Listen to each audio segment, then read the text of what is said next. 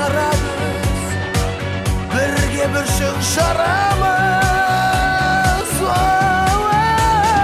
Meyle, moğluma ötsün tünderim, seni sev ötsün günderim, kıyalım men birgeme.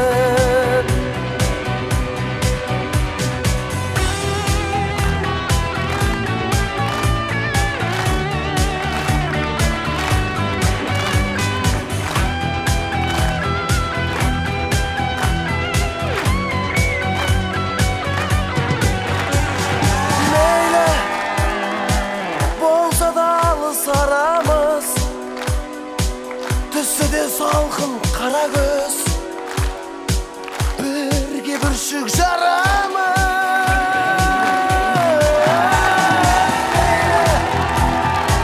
Мұңды боп өтсін түндерім, сен іздеп өтсін күндерім, қиялыммен біргемін.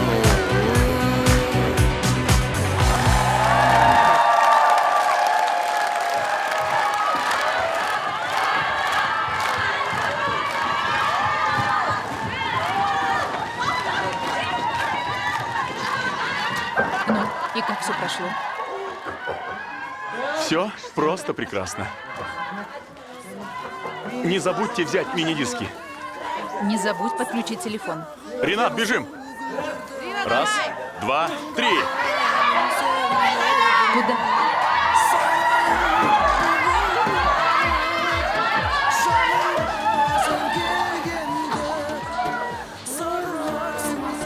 Ужас. Сумасшедший. Концерт прошел просто супер. Спасибо. Твои фанатки совсем с ума сошли.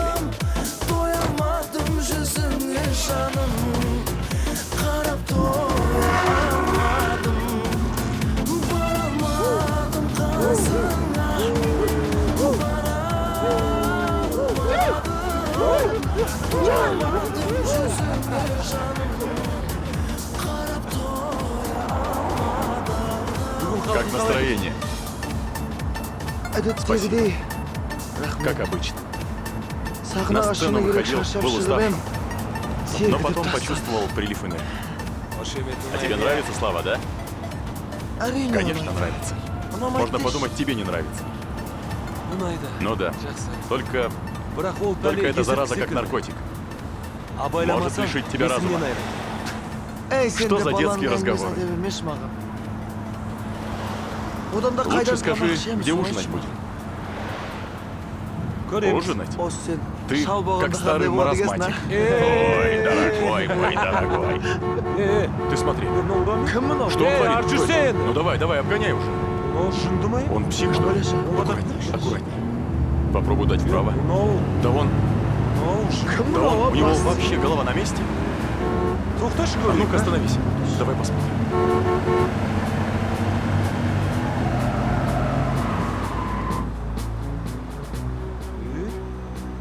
Что он творит, псих как же? Что будем делать? Как что? Будем ему морду бить.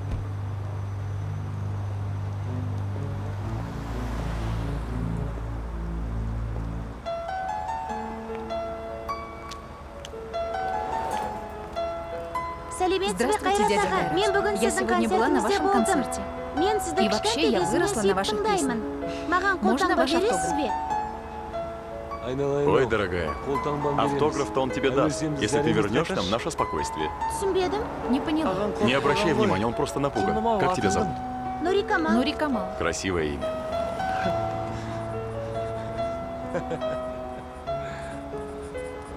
Испугала. Спасибо, дядя Кайрат. Будь счастлива.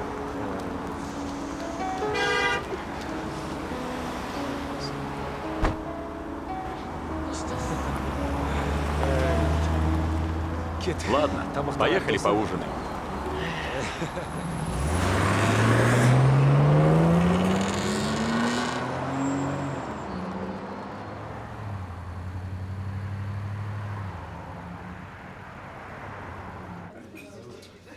Ну что будем заказывать? Может, бульона выпьешь? Вообще-то я уже пил бульон. Может быть, что-нибудь другое закажем? А мне бульон, пожалуйста. Спасибо. Лежать всем! Головы вниз! Кому сказал? Ты что, крутой, что ли? Я сказал лежать! Лежать! Так, всем тихо! Все меня слышат! Лежать! Не двигаться! Не двигаться! Я сказал не двигаться! Алло, шеф! Да-да, понял, шеф.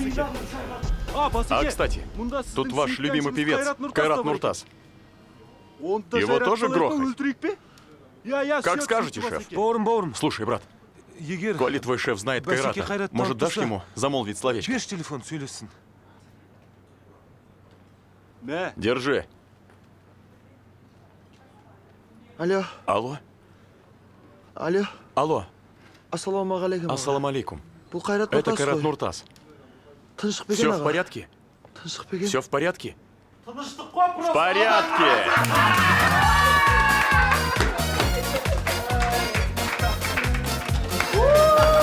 Ну, конечно, в порядке. Это просто розыгрыш. Без базаров. Ребят, вы меня напугали. Итак, дорогие мои друзья, сегодня на наш розыгрыш попался певец Кайрат Нуртас. А ты что такой довольный? А ты знаешь, кто организовал и помог нам? Да-да-да-да. Өткен күннен түндерде бақытымды сұрағам, сен еркелеп күлгенде жүрегімнен шығады.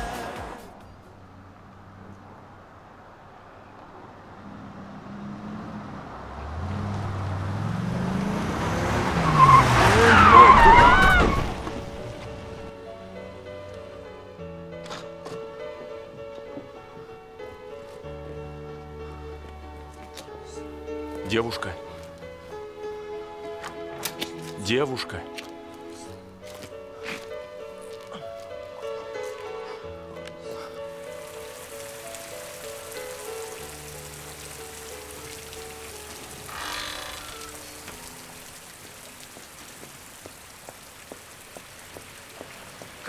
Выходите, кто там есть?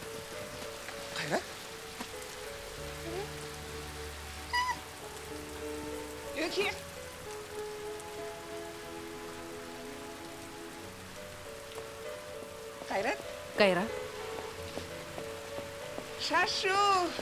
Вы что? Ну что вы делаете?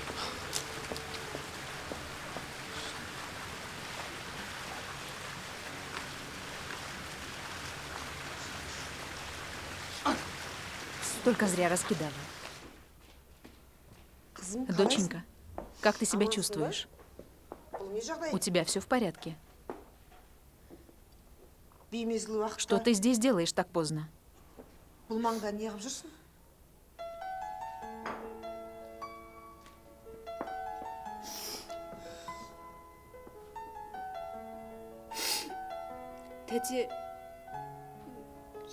Поймите меня.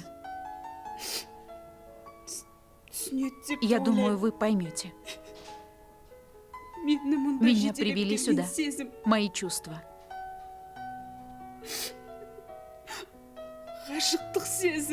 Я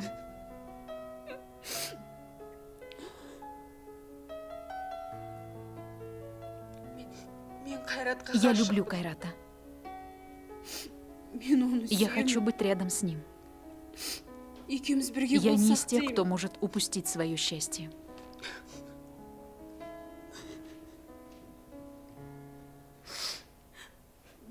Ради любви я готова на все.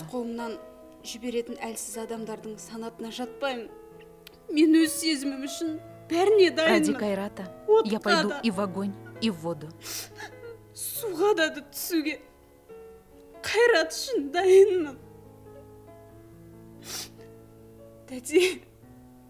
Поверьте мне, если я стану вашей невесткой, вы никогда не пожалеете об этом. Или я непривлекательная. Глупой я себя не считаю. Дорогой ребенок, это в тебе говорит влюбленность. Ты еще так юна и наивна. Ты влюблена не в Кайрата. Ты влюблена в его песни. Время пройдет, и все забудется. Нет, вы меня не поняли. Я сделаю Кайрата самым счастливым. Я Кайрата.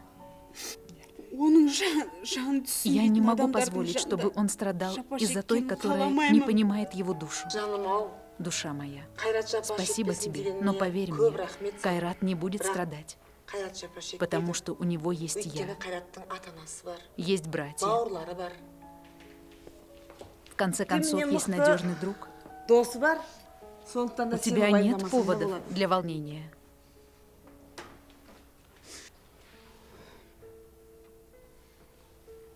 Вы не поняли и не хотите меня понять. Кайрат будет счастлив только со мной.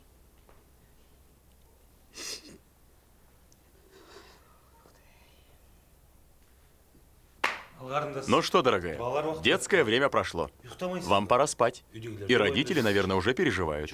Пойдемте, я вас провожу. Пойдемте, пойдемте, пойдемте. Вы совсем меня не поняли.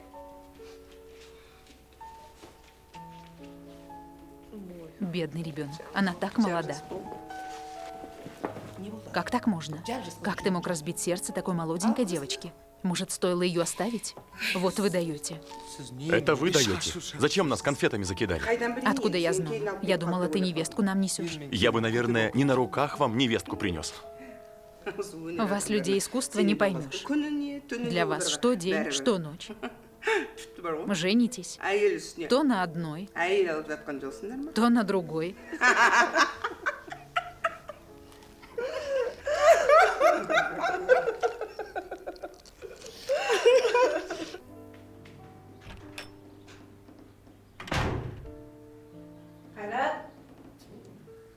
Кайрат.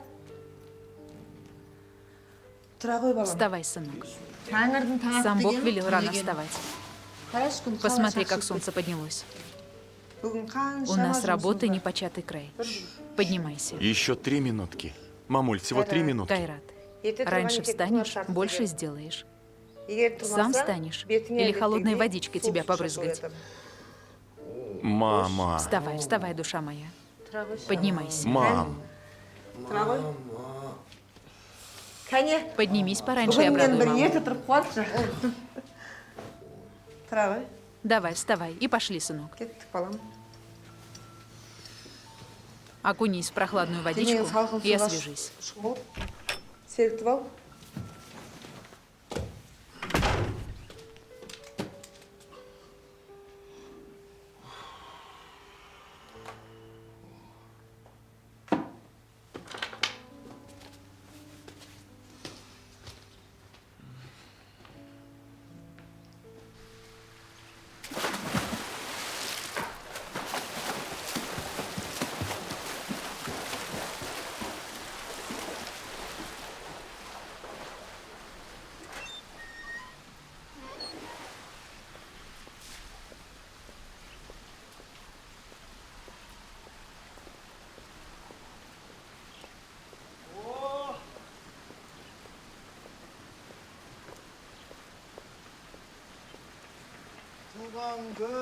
С днем рождения тебя! С днем рождения! С днем рождения, дружище Ренат! Вот подарок тебе от меня. Спасибо. Твои любимые Версачи, или, как бабушка говорит, Берсячи. Спасибо, друг. Часы просто супер. Такой подарок. Надень, надень. Версачи. Помнишь, как мы в детстве говорили? Даже если часы перестанут тикать, но сердце пусть бьется всегда. Спасибо. Шикарный подарок. Мы с Сиви решили собраться по этому поводу на яхте. Нет вопросов. Надеюсь, ты уже представишь нам Санию? Мне не терпится увидеть твою прекрасную чародейку. Реально не терпится. Там мама готовит вкуснейшие угощения. Пойдем лучше отведаем. Без вопросов.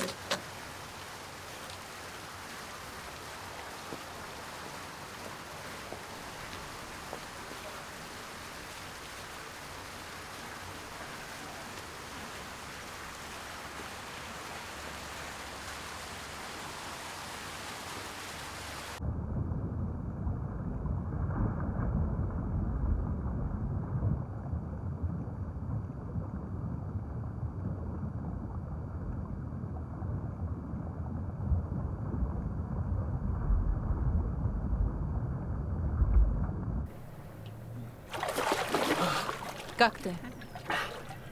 Просто прекрасно.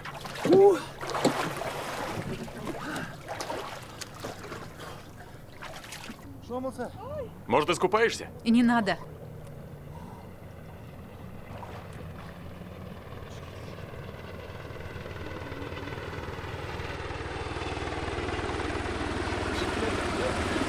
Эй!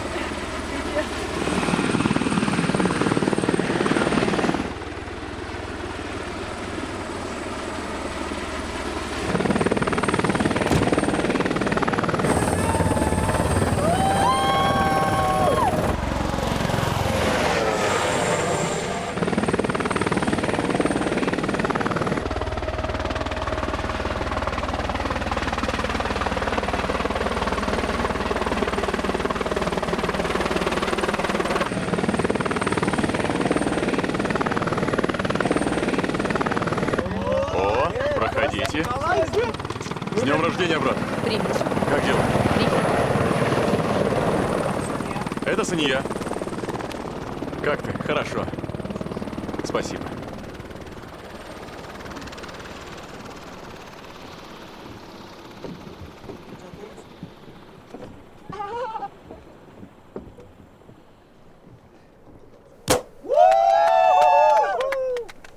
С днем рождения, брат. С днем рождения.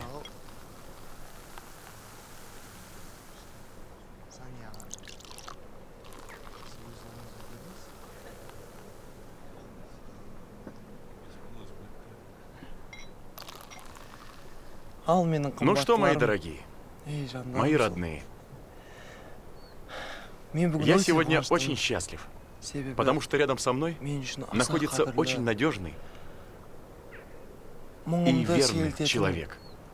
Это, конечно же, Ринат, виновник сегодняшнего торжества. Брат мой, желаю тебе долгих лет жизни. Спасибо. И еще. Этот день для меня отличается тем, что сегодня я представляю вам повелительницу моего,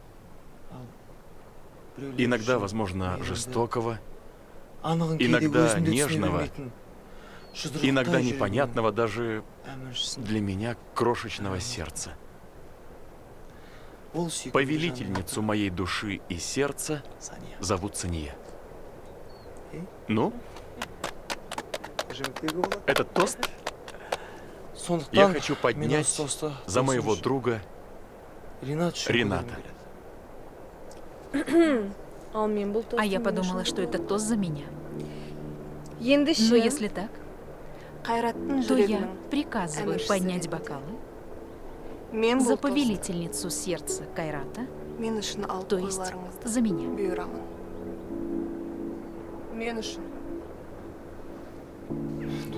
Если приказывает сама повелительница сердца Кайрата, у нас нет выбора. За вас, Сания. А ты молодец, Сания. Наконец-то есть та, которая имеет власть над самим Кайратом. Я очень рада за вас. Ты просто умница. За тебя.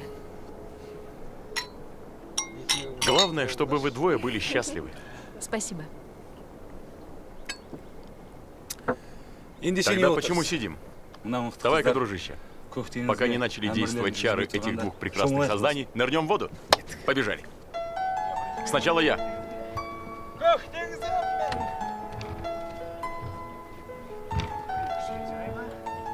Раз, два, три.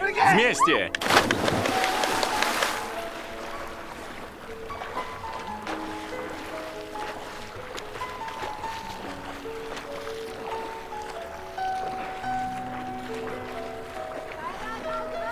Кайрат, вперед!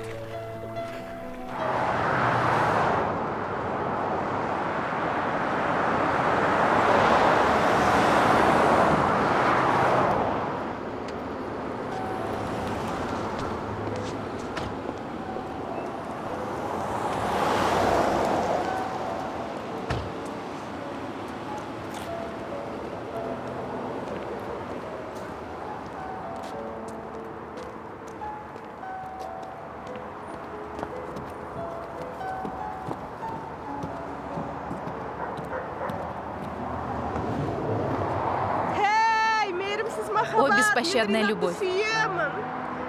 Я люблю Рената. Ренат, не мучи меня.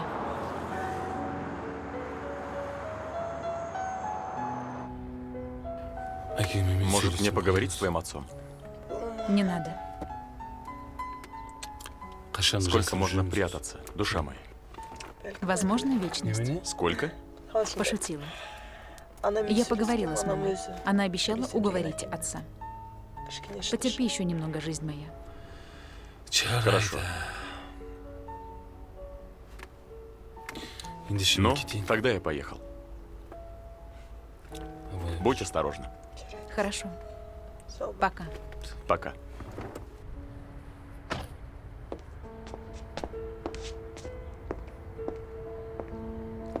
Ты обиделся? Я не умею на тебя обижаться.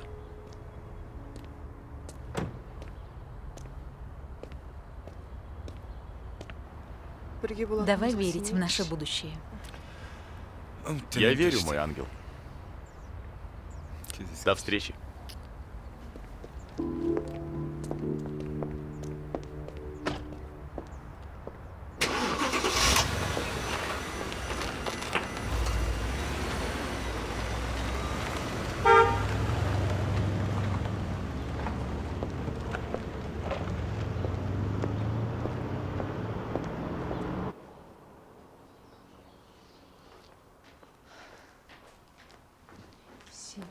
Ты где ходишь? Мама.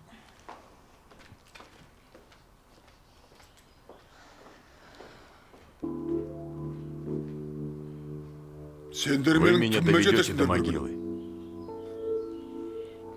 Тружусь, не покладая рук, чтобы у вас все было. Скрываю все наши недостатки, чтобы не стать посмешищем для врагов и объектом жалости для друзей. Кормил, поил, одевал, и все ради какого-то безродного клоуна. Нет уж, извольте.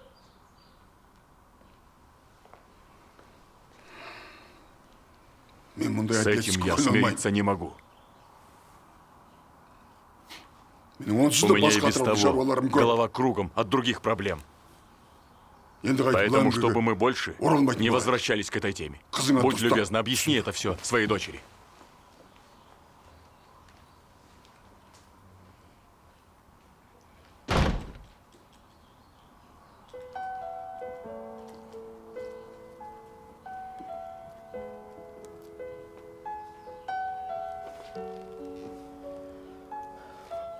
Мам.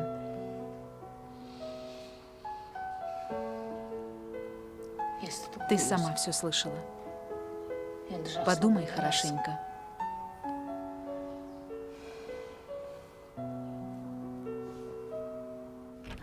Кайрат?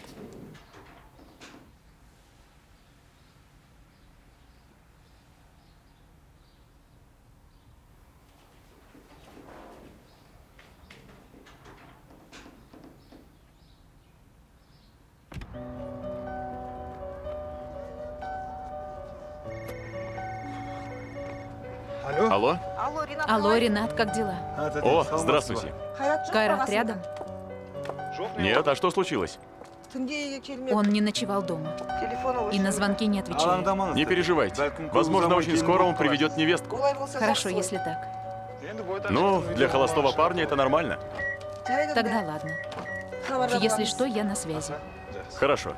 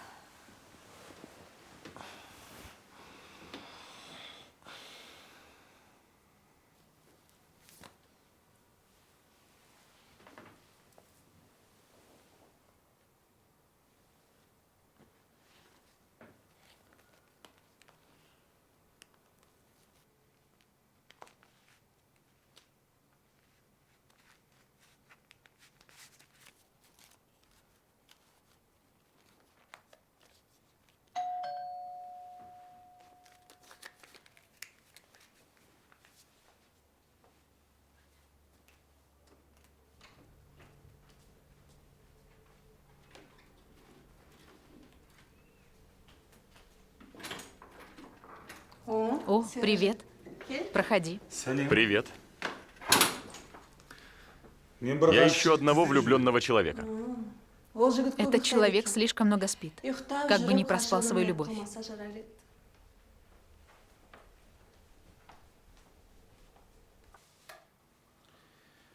Ух ты. А по-моему, колыбель всю ночь качалась.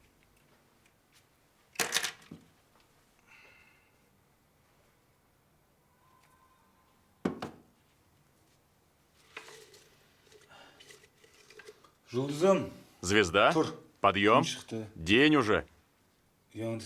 Просыпайся. Вставай. Алло?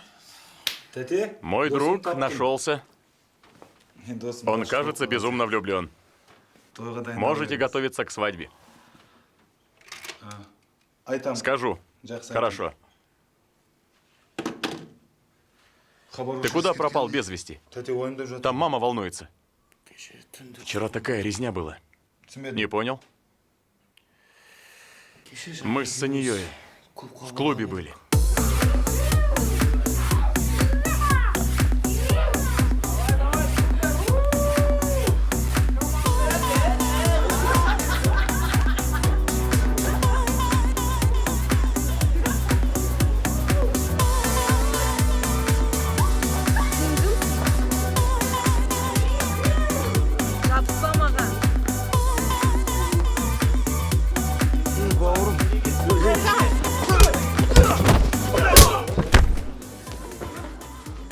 Меня зовут Айбек.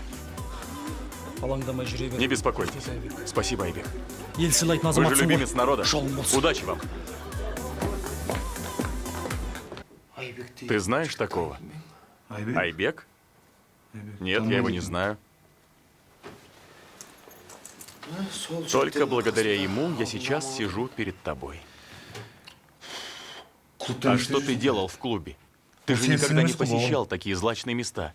Вот представь, если бы не этот, как ты сказал, Айбек, что бы ты делал? Да ладно, не утрируй, все же нормально. Вставай, нам нужно в студию. Ты иди. Я чуть позже подойду. Ладно, ты не задерживайся.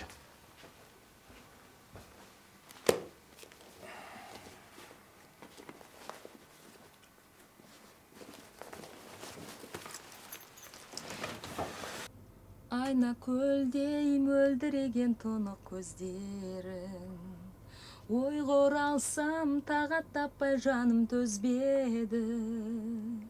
Әлде жаным жаралдың ба, жырлап мәңгі жайнатуға дағын өзгенің.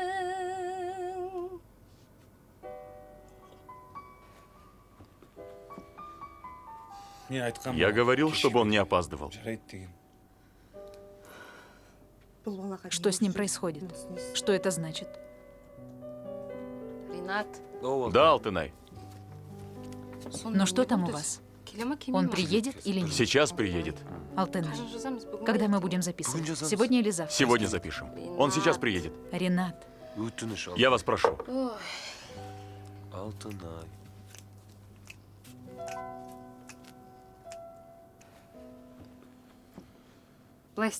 а давайте мы на завтра отложим. У меня еще другие дела есть. Как дела? Где ты ходишь? Ты почему не отвечаешь на звонки? Как это понимать? Ты же обещал. Но не надо, не давите на меня. Давайте лучше начнем. Алтынай, прошу прощения.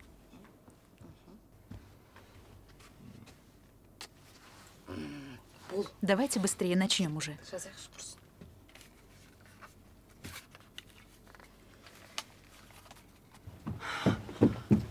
Гульзира Усеновна, Кайрат застрял в пробке. Где? В пробке. Мирочка, не наводи тоску. И так Давайте времени еще нет. полчасика подождем. Ринат, Нет. полчаса ничего не решает. Что вы за люди? Жылдар жылжып судай сырға байлар ағады. Қалың орман бөліп жатыр таулар араны. Аңсап жүрек шағаладай. Менің жаным саған қарай қанат қағады. Күн демей, түн демей, мұңаям үндемей, көз ілмей таңды, қарсы алам мәңгі, ойлаумен сені мәңгі. Алло? Алло? Алло? Я жан. Душа моя, Қазір кел. сейчас приеду. Подожди немного. Но зачем ты так? Это моя работа. Дорогая, здесь люди ждут. Неудобно же. Хорошо. Хорошо.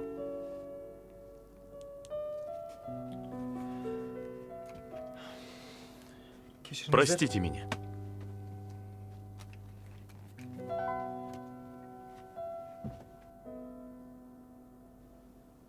Что ты творишь? Кайрат! Что с ним происходит? Тати, не переживайте. Сейчас я приведу этого негодника. Айна гүлдей мөлдіреген тұнық көздерің. Ойға оралса тағат таппай жаным төзбедім. Кайрат! Кайрат! Кайрат! Кайрат! Кайрат!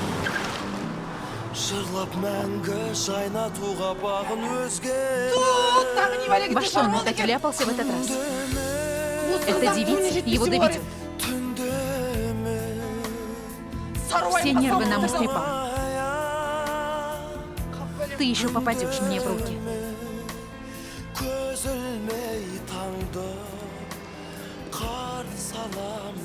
Здравствуйте, Кайрат. Можно автограф? Как вас зовут? Мадина. Будь счастлива, Мадина. Спасибо.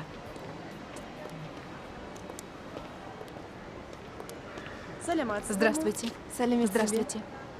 Можно это кольцо? Вот это? Нет, которое рядом. Да, это. От этих цен голова кругом.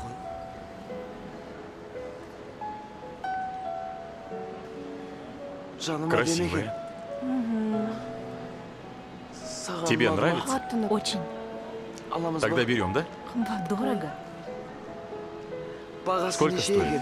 Цена этого кольца 600 тысяч. У нас действует 45% скидка. Бриллианты высокого качества. Можно рассчитаться банковской карточкой? Можно. Пройдемте со мной.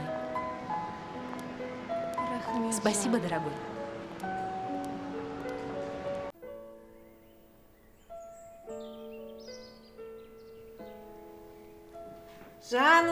Душа моя, радость моя. Мама, как вы? Вы знаете, я поступил. Поздравляю. Ваша маленькая радость – мое самое большое счастье. Умница моя. Ладно, мама. Постараюсь оправдать ваши надежды. Хорошо. Целую тебя, сынок. Сестра, можешь поздравить. Мой Зангар будет учиться в Пекине. Поздравляю вас. Вчера общалась по интернету с Аяном. Ему только 18, а уже от любви голова кругом.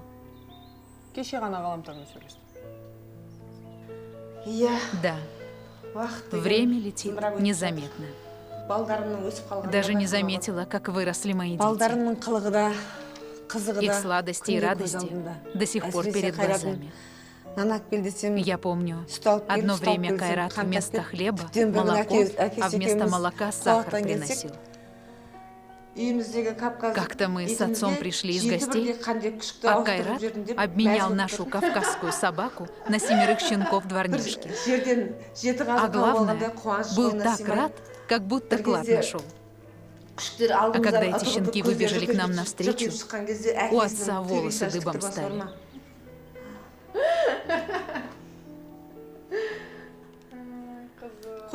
Ладно, Мирочка, приступим к работе.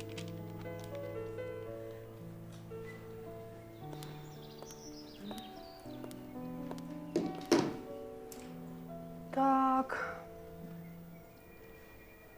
29-го Кызылорда, 30-го Кустанай, 3-го едем в Тарас,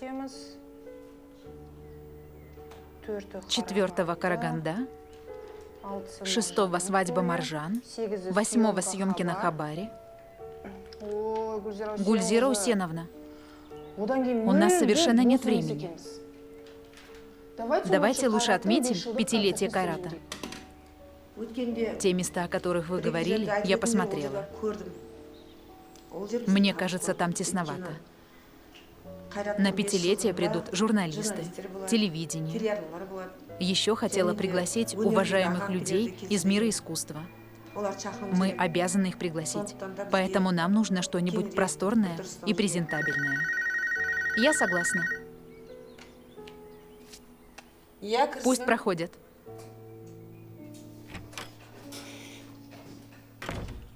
Здравствуйте. Здравствуйте. Проходите, садитесь. Это вы звонили? Это вы продюсер Кайрата? Да. У одного моего уважаемого родственника мероприятие, поэтому нам нужен Кайрат Нуртас. А какого числа? В предстоящую субботу. Мира, что там у нас? Так. Так, это суббота. В четверг благотворительный концерт. Пятница неизвестно. Суббота. Суббота свободна. Мероприятие в городе? Да, в городе. Будете делать предоплату? Сколько? 5. Так, В субботу в городе мероприятие. Где вы сказали?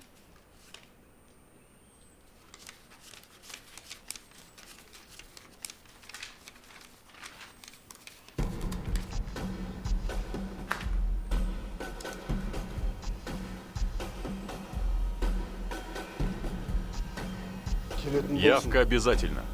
Будем ждать. До свидания.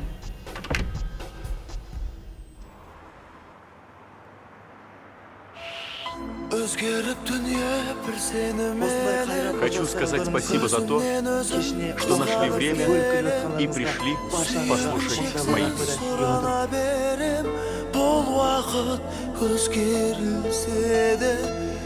Өрт болып күйіп, жалындап денем, өшірме жаным, соранам сені. Өзгеше саған сезімім терең, мәңгілікке жаным сен. Ал мен болсам сені жүрегіме сақтап алдым. Өмірімнен артық көремін сені ардағым. Алыстама жаным, сүйемін сені, аңсаймын. Деген сөздеріңді ұмыта алмай есте әрдайым, қайталап айтам. Сұранамын жаратқанымнан, сүйгенім сақта, сақта әрдайым. Қайталап айтам, сұранамын мен, сүйгенім сақта, сақта әрдайым.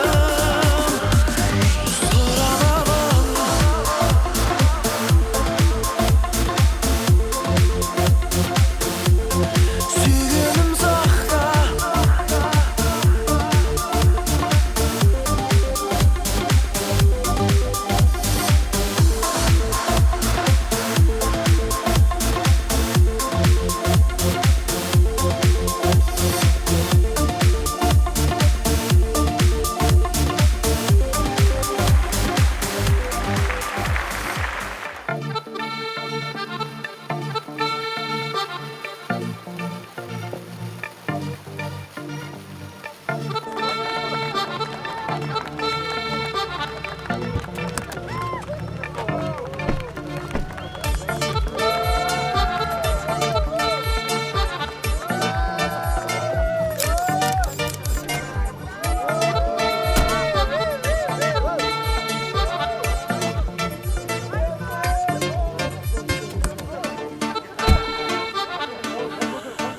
Жастықтың жанында бір күн еді, тым ерекше атты таңдарай. Көздеріңе көзім байланғанда, жүрек тулап оттай жанған-ай. Неге ояттың мені жүрмедің бе, ой санымды мәңгі жауламай. Неге ғана маған кездестің сен, ғашық болдым қалай аңдамай.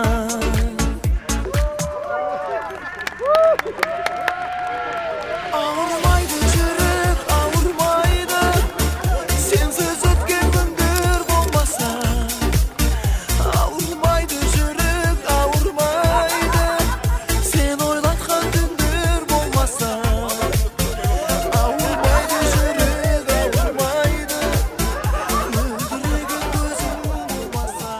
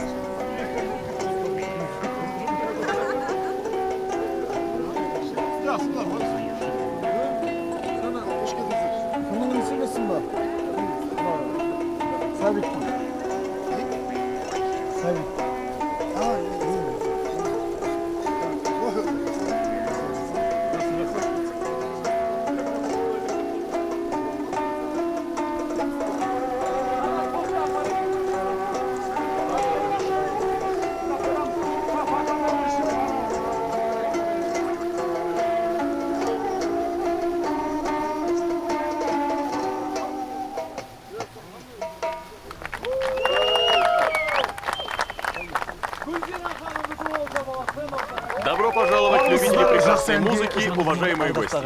Только вчера прошел 5-летний юбилейный концерт Кайрата Нуртаса. А сегодня сливки и звезды казахстанской эстрады пришли поздравить Кайрата. Прошу ваших аплодисментов.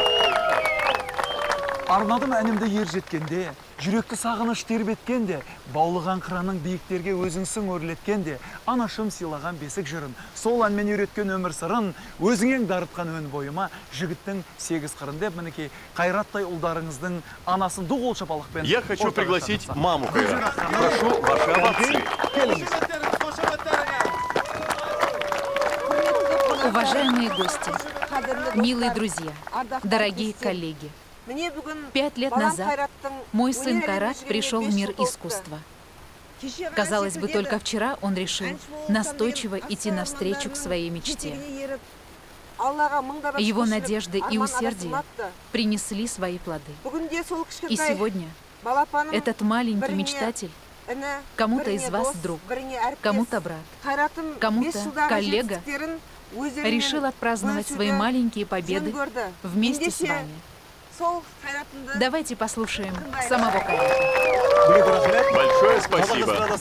Итак, приглашаем исполнителя многих хитовых песен казахстанской эстрады Кайрата Нуртаса. Кайрат, передаю эстафету тебе. Спасибо, Нурлан. Ассаламу алейкум, дорогие, уважаемые коллеги, друзья. Я себя считаю счастливым человеком. Для кого-то 5 лет – это не срок, а для кого-то это вечность. А для меня этот срок оказался достаточным, чтобы отточить свои творческие возможности. Нет, я не говорю, что достиг того, чего хотел. Я только нашел направление. Во всех моих победах за этот срок каждый из вас внес свой вклад. И сегодня, в честь этого, позвольте представить вам свой 8-й альбом. 8-ші үнтаспамды сауын кесуге рұқсат етіңіз. Примите новый альбом Кайрата Нуртаса под названием «Окуныш».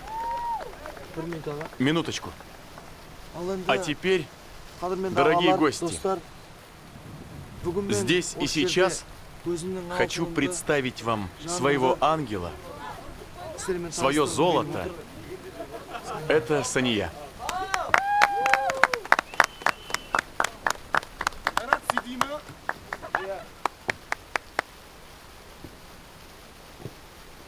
Кайрат, мы знаем, ты сам хит, и каждая твоя песня хит, и мама хит, и друзья хит. Итак, представляю вам новый хит Кайрата «Сания».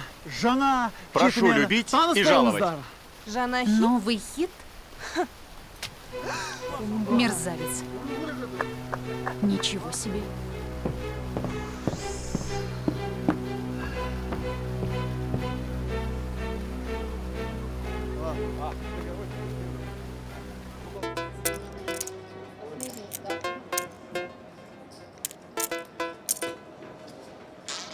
Спасибо, ставлю очень. Здесь черная. Поздравляем. 23 соседей поставь.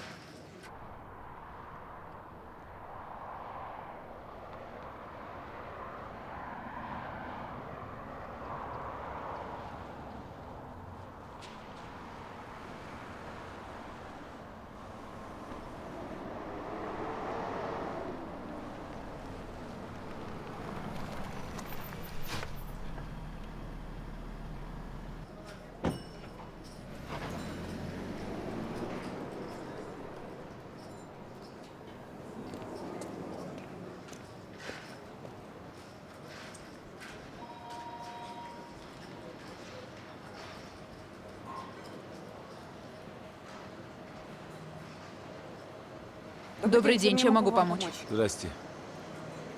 Кайрат здесь? Да, он на вип-зале, можете туда пройти. Спасибо. Пожалуйста.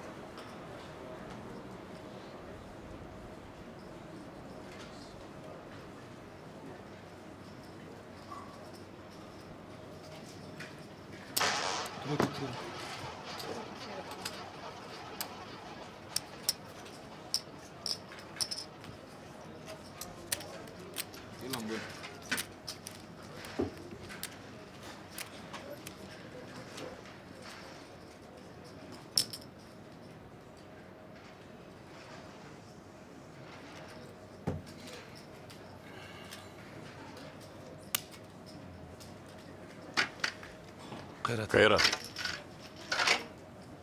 Кайрат. 1500. Может, достаточно? Поехали.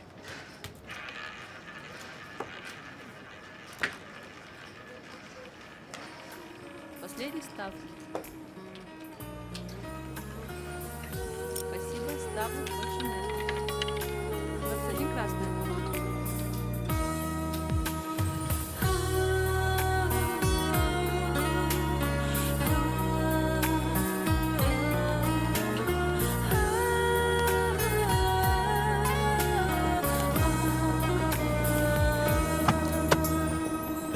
Сезім біздерді жарастырып, сол кеште табыстырған.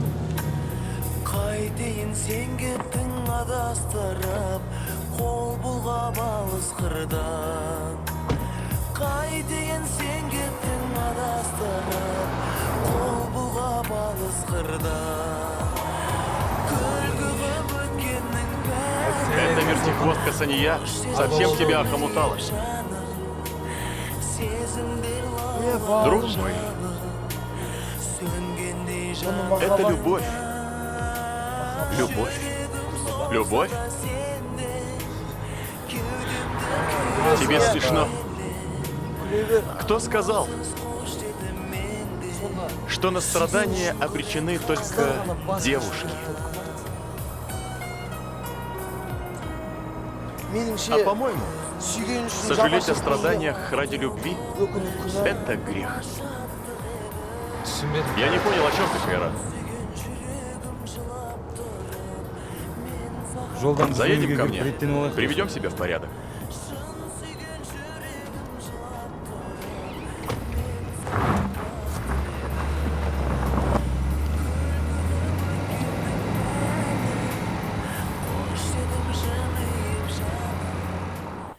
Я түсіндім. Да, поняла.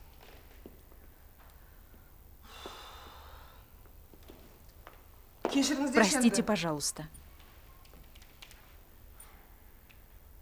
Ашуға алмаңыз, Не ашуларыңызды злитесь. қайтарып Мы береміз. вернем вам ваши Сіздер де деньги. кішкене түсіністікпен қарасаңыздаршы. Отнеситесь с пониманием.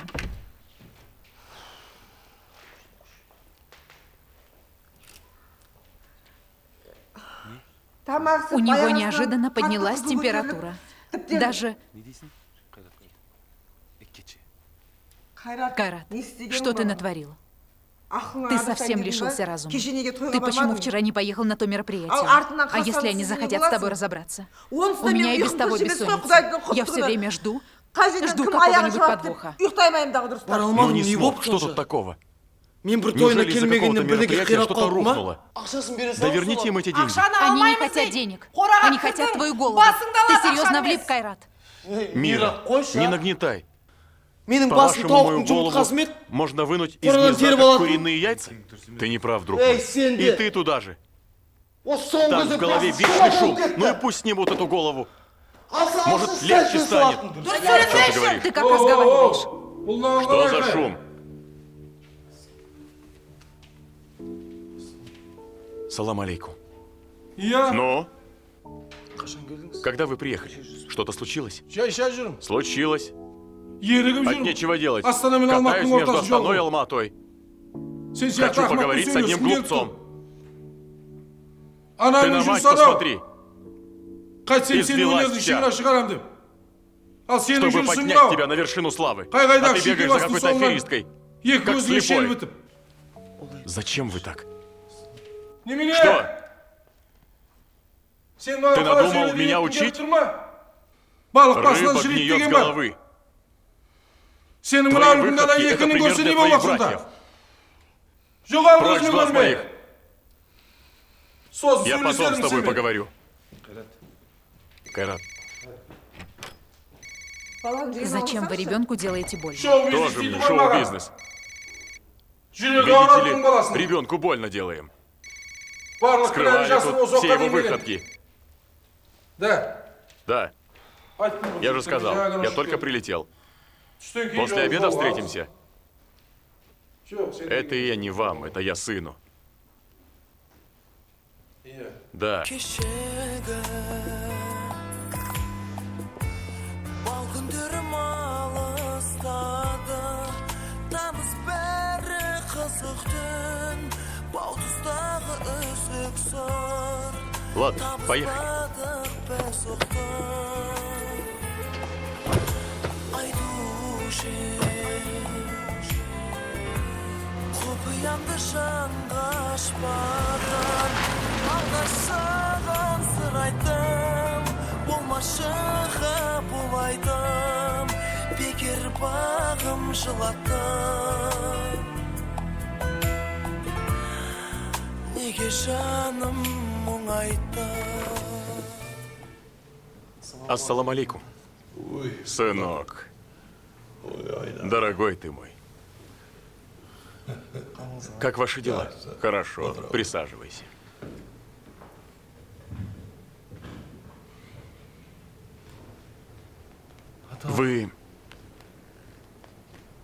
Вы многогранный деятель искусства. Вы образец подражания для нас. Вы оставили за собой неповторимый след в истории. Вас, как легендарного и мудрого старца, почитает народ. Я старался следовать вашим заветам, но сейчас мне, как вашему сыну, нужно ваше благословение. Ты хоть и молод, но уже известен в народе. Ты один из талантливых представителей молодого поколения. Ты еще молод. На твоем пути еще будет множество преград и трудностей. Но ты не отчаивайся.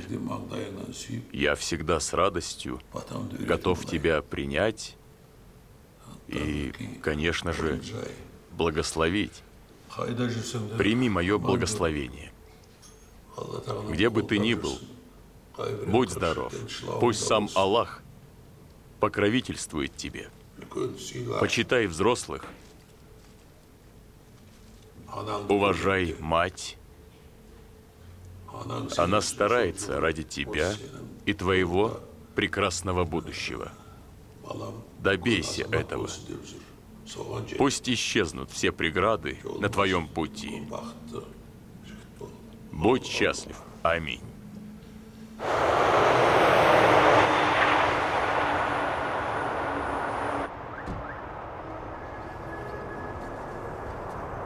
Такси бар бат қалаға, такси.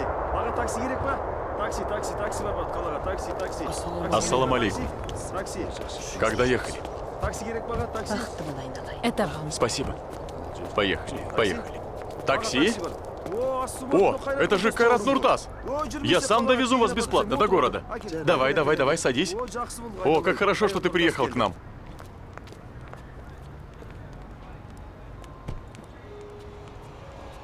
Жена мне точно не поверит, что в мою старую машину сядет сам Кайрат Нуртас.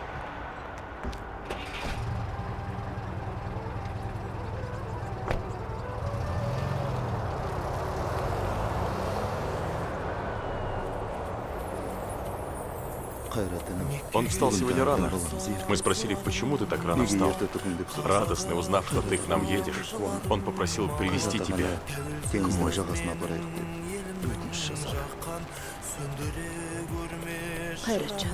Спасибо, что отнесся к нам с уважением. Пусть сам Аллах благословит тебя. Все в этой жизни происходит по его воле. Аллах дал болезнь и даст исцеление. Я молю Аллаха об исцелении моего мальчика. Ты ради него сюда приехал. Спасибо тебе. Кайрат, вон там сидит наш сын. Он с любовью слушает твою песню про маму.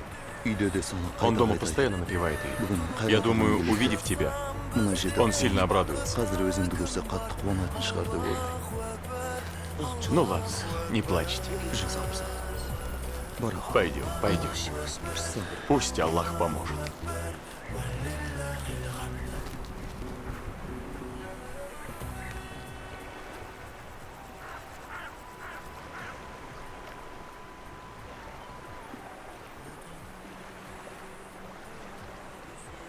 Как ты, малыш?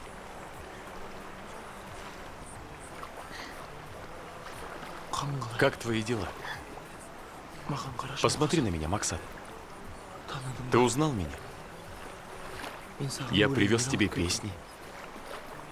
Мои самые новые песни для тебя. Послушай их. Ты же слушаешь мои песни. Спасибо. Мой мальчик. Ты же любишь маму. Я тоже люблю маму. Мама — это прекрасно. Мама, мама,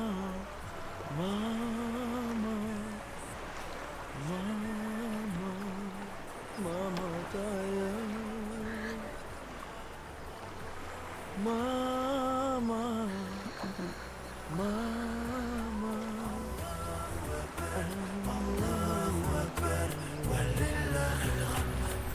мама, мен көрмеппін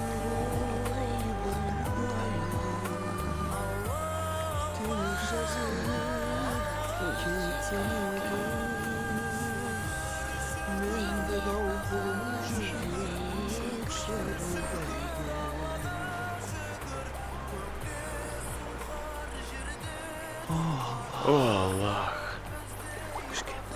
дай здоровье маленькому ангелу. Дай ему жизнь.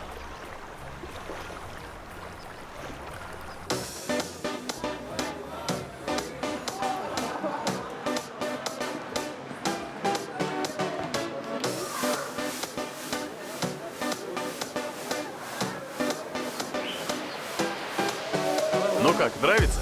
Конечно.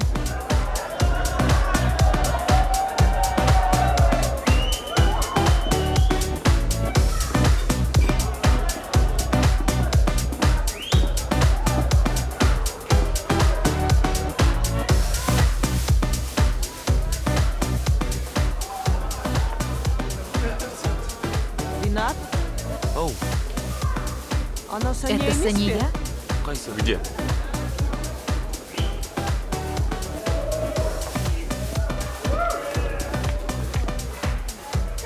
Да, это она. Змея. Bunu снес? Как это понять? Кайрат қайда? А где Кайрат? Кайрат улетел в Актау. Ты посмотри, что творит эта гадюка.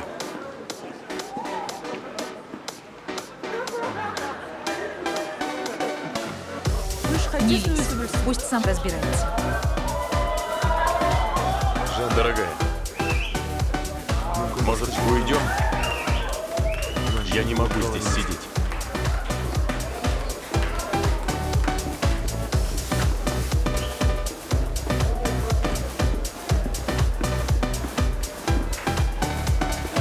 Как ты это объяснишь?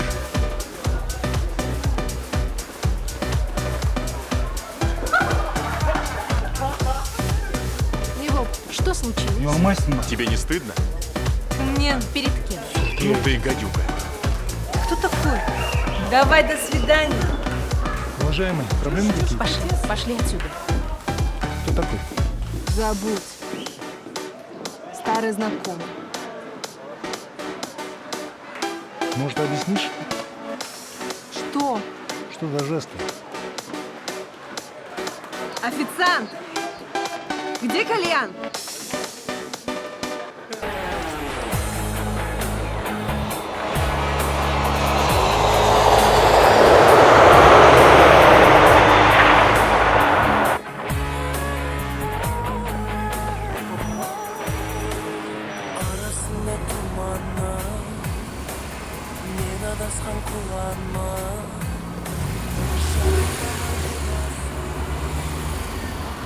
Рина, как ты? Салам алейкум. Как слетал? Хорошо. Отлично.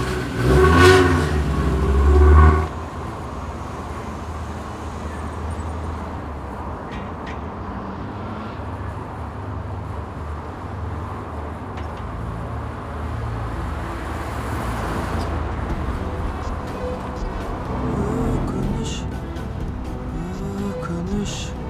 Я бауырым, мазаң болмай Ты келе почему жатыр, такой оны білем. хмурый? Сен Тебя де тоже сен гложет үшін любовь? Махаббат мұқалтады деп ойламап. Что за связь?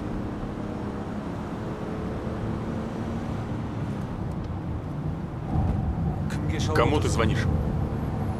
К Саняға. Сание? Күтіп аламын Она деген. обещала встретить. Әуре болма, Ринат, күтіп Хотел алып сказать, қойшы. чтобы не беспокоилась. Енді А телефон она трубку не берет. Кайрат, может, вам пора расстаться?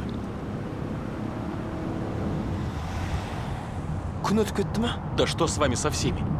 Саған не болған досым? Что с тобой, друг мой? Осы Саняның Что несі вам не болмайсың? нравится в Сание?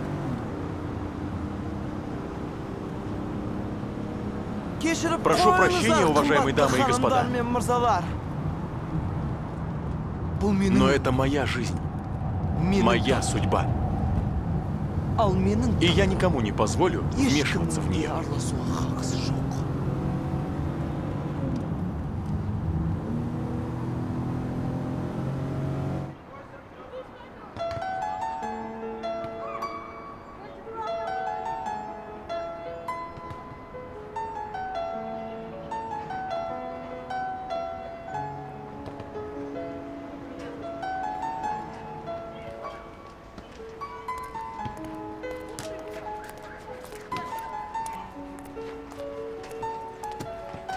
Ну и что, она дома?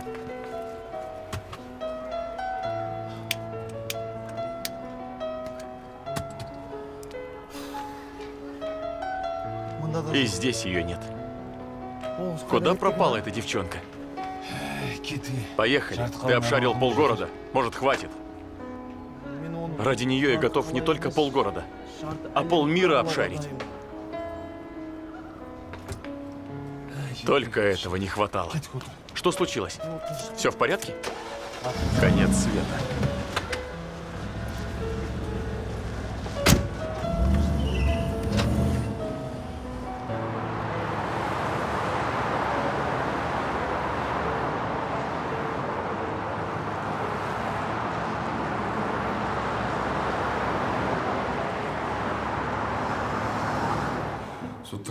А слушатель спрашивает у гадалки: ну и когда закончится этот анекдот? А гадалка: когда закончатся мои гадания?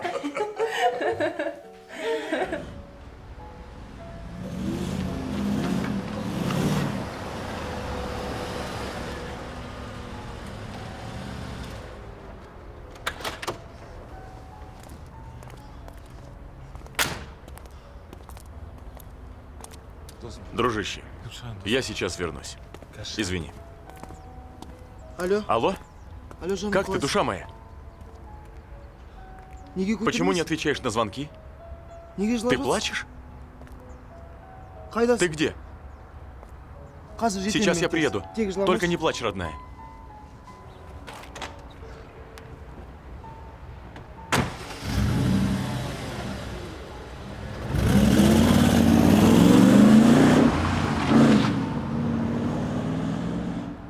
Севи! Сиви! Сиви!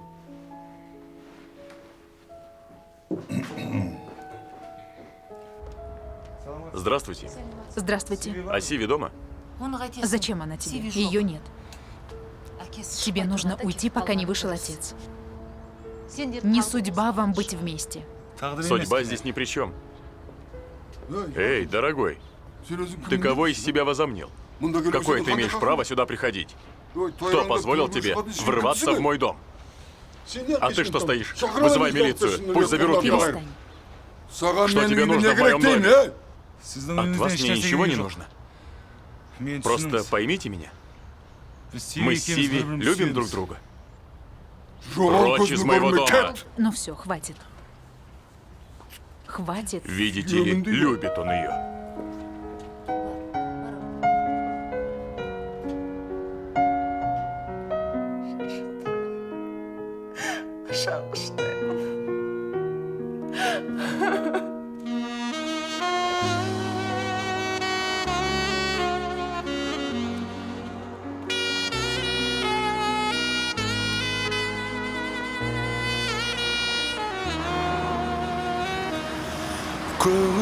қол азып сені іздеп тұрады. Жүрегім сезімді неліктен оғады. Сезімім үмітпен жолыңды тосады. Қарамай күдікпен тек сені әніне қосады. Сезімім үмітпен жолыңды тосады. Қарамай күдікпен тек сені әніне қосады. Сағынамын жаным, қайда кетіп бағым. Шалғай жерде жалғыз өзім қалғандаймын. Армандаған назым қол жеткізбес сағым. Қоштаспаймын жүрегіммен қасыңдамын.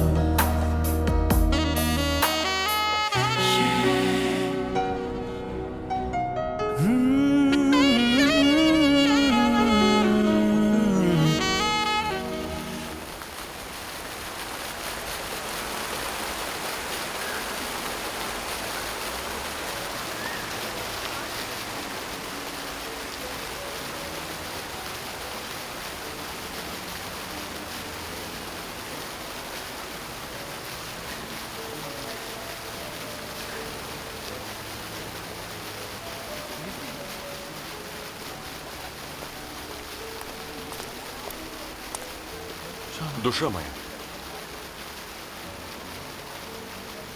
что с тобой случилось?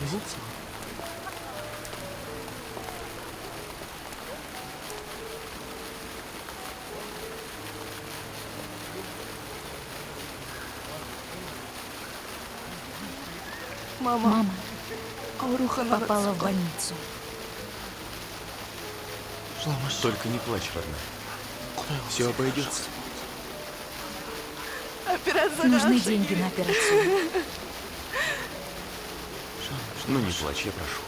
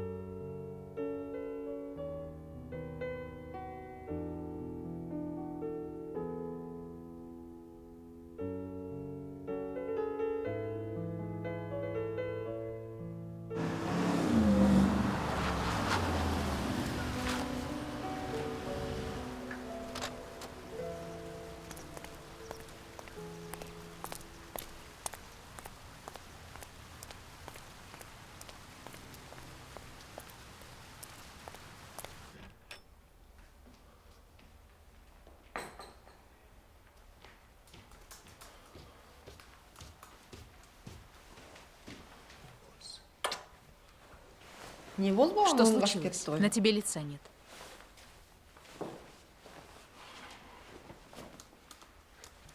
Мама, мне нужны деньги. Для чего? Одолжите 20 тысяч. Сынок, ты что, спохватился только после того, как у тебя ни копейки не осталось? Мама, 20 тысяч долларов. 20 тысяч долларов? У тебя что, что-то серьезное? Это те заказчики? Маме Сании нужна операция. На это нужны деньги.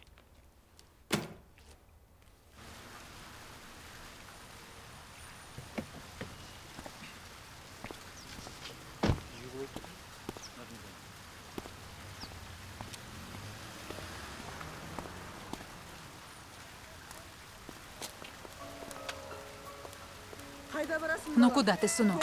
Постой. Ты думаешь, мне денег жалко? Ты зарабатываешь их трудом. Я не хочу, чтобы они уходили на ветер. Ради какой-то аферистки. Будьте здоровы. Вам важнее деньги, а не я. Не делай мне больно, сынок. Пойми меня. Поехали. арман құсыңның Қайда барасың, балам? Ты куда? қосыла алмаймын әніне өкпешіл жанның өкпелеп жүрме әлі де көзегі дерті өкпешіл жанның өкпелеп жүрме әлі дереу ақша керек Мне болды. срочно нужны деньги. Зачем? керек Нужны. сенде жоқ У тебя нет? Сколько? 20 мың 20 тысяч долларов. қанша Сколько? Жанияның Маме мамасына Сании нужна операция срочная керек. операция. қойшы Да ну сол. твою Санию. Осы Я не сөйледі. понимаю тебя. Нең бар Что бізде? тебе нужно от нас? а От тебя мне ничего не нужно, Кайрат. Сания тебе не ровня. сонда не Тогда что? сен А ты? ал сен ровня сивимен Сиви. тең бең Что? сен Ты сивимен ровня тең Сиви? бең Как ты можешь такое говорить? түс машина Выходи из машины. Тогда слушай. Я видел твою Санию в объятиях другого. А ты из-за какой-то чайки обидел родителей, работу забросил. Что с тобой происходит, Кайрат? Приди в себя. Так, если ты не выйдешь, значит, выйду я.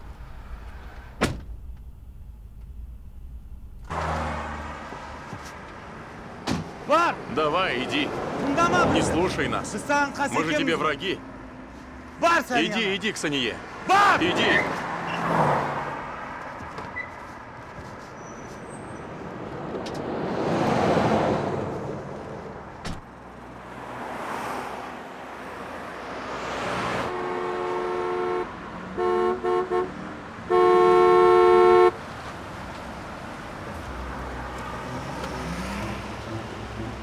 Салам алейкум.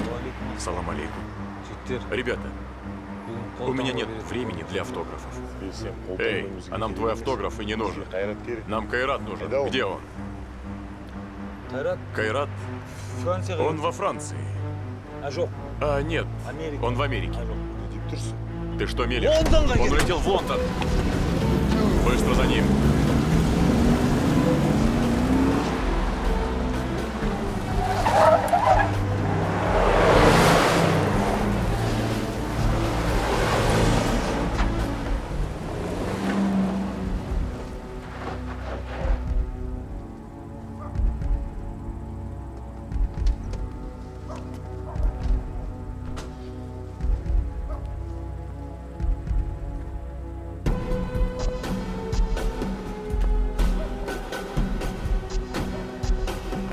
Иди сюда. Эй, щенок, иди сюда.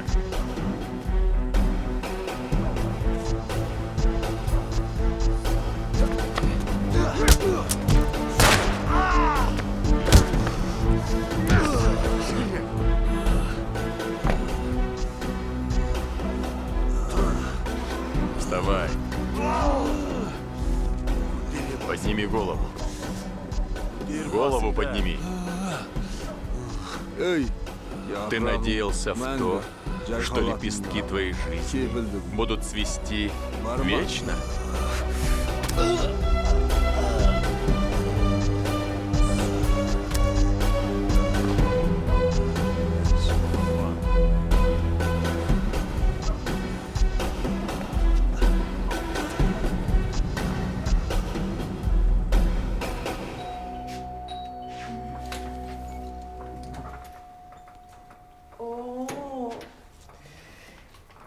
Какие люди?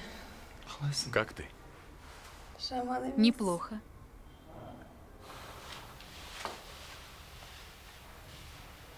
мынауың Кто кім? это? сен Ты мені алдадың ба? лгала мне.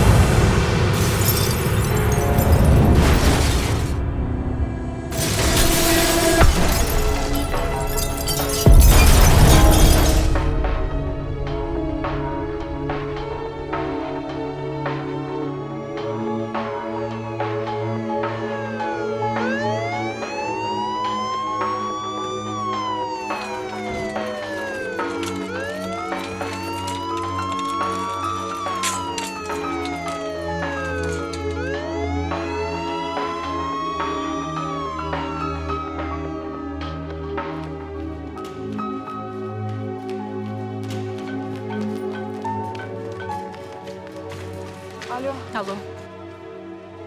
я ауырып Да, қалған. мы в больнице. Как там Кайрат? Бәрі Что дұрыс па? там? Не знаю, с ним врачи. Ұшақтың Все бәрі ұшып самолеты кетті. улетели. Біз екі Я с двумя баламен сыновьями выехал на машине. Дай бог доедем до утра. Жарайды. Хорошо. Не Уайымдамаңыз. переживайте. Қастарыңда Я боламын. буду рядом с ним. Мақұл, Хорошо. жарайды. Ладно.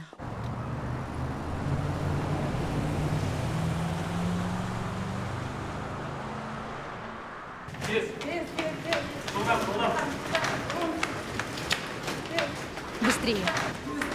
Быстрее, быстрее. Вам туда нельзя. Я нужна ему. Нет, нельзя.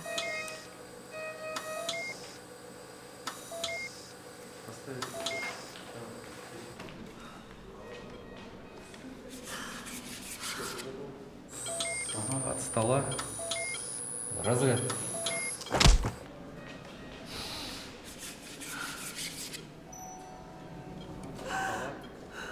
Разряд. Кайрат.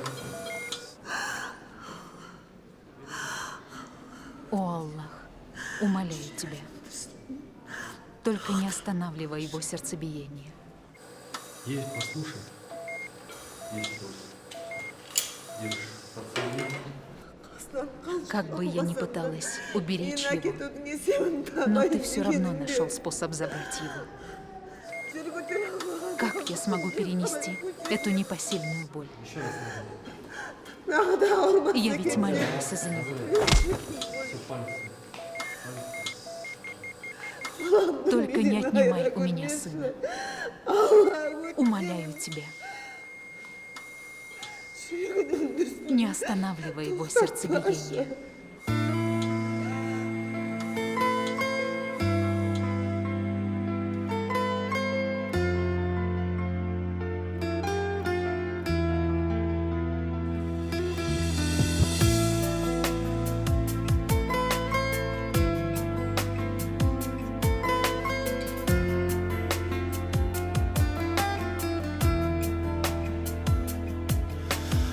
Armanına asığasın,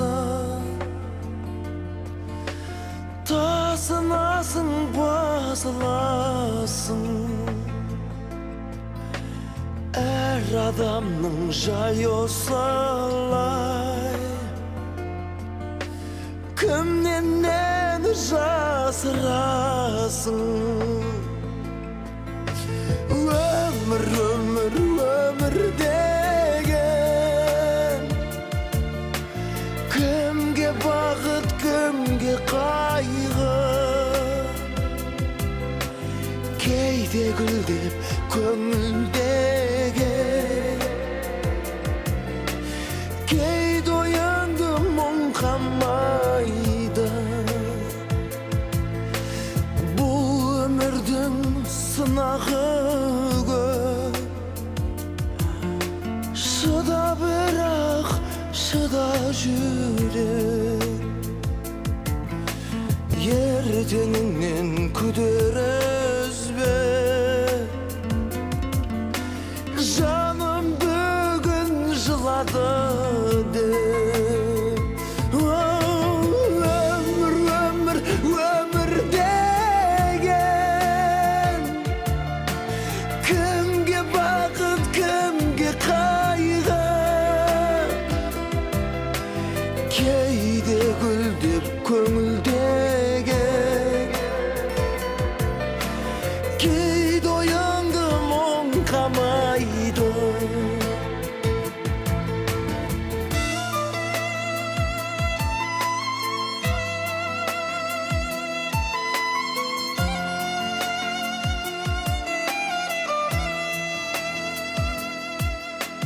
Уақыт сені тыңдамайды, қабағыңа кім қарайды? Жігері мол адам ғана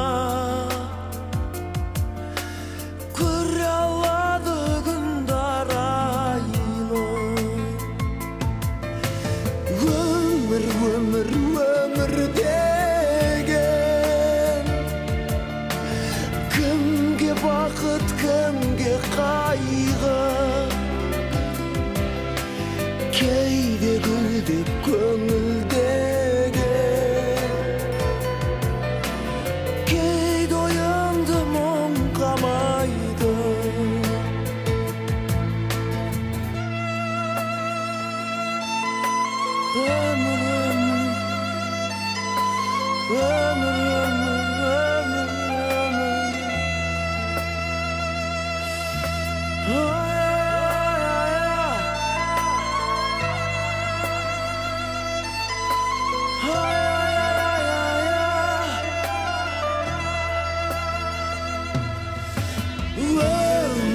өмір деген кімге бақыт кімге қайғы кейде гүлдеп көңілдеген кейде оянды мұң қамайды кейде гүлдеп көңілдеген кейде оянды мұң қамайды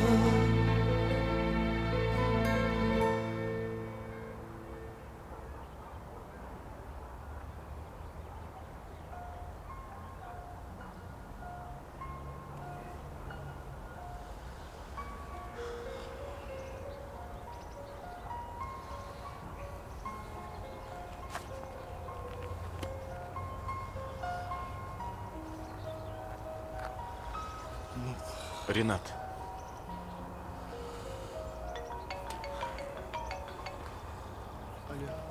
Алло. Сиви. Мы в парке. В парке. Ты уже рядом? Ренат! Ренат!